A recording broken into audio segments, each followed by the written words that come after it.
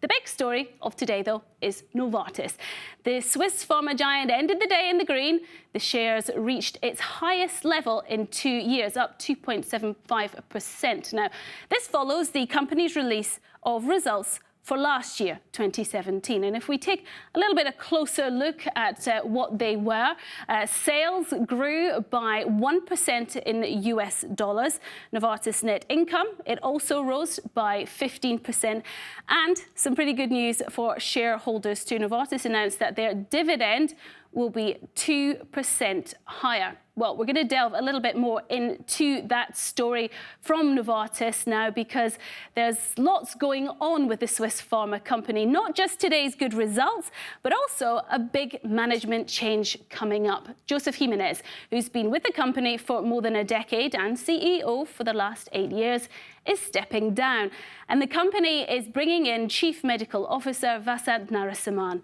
Now, CNN Money Switzerland's Andreas Hohn caught up with him this morning and began by asking about US tax reforms and how they may affect Novartis in the future.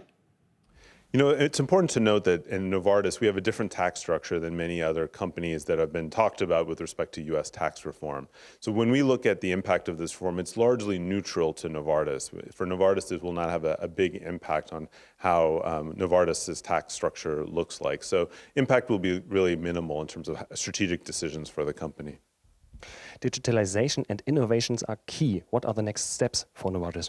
You know, it's going to start with the digital revolution at Novartis with talent. We're going to have to get the right people in, as well as the right partnerships with external groups, whether that's universities and startups. And we're making great progress on that already. The next part of this journey is going to be a cultural change, where we actually accept digital technologies to support people in their work. And I believe we're also doing quite well on that journey. And then the third and the biggest will be to embed this at scale across an operation the size of Novartis. And that's going to be a big focus area for me as CEO and our leadership team in the years to come. Last question. How is Switzerland staying at the edge if the market access to the EU is compromised?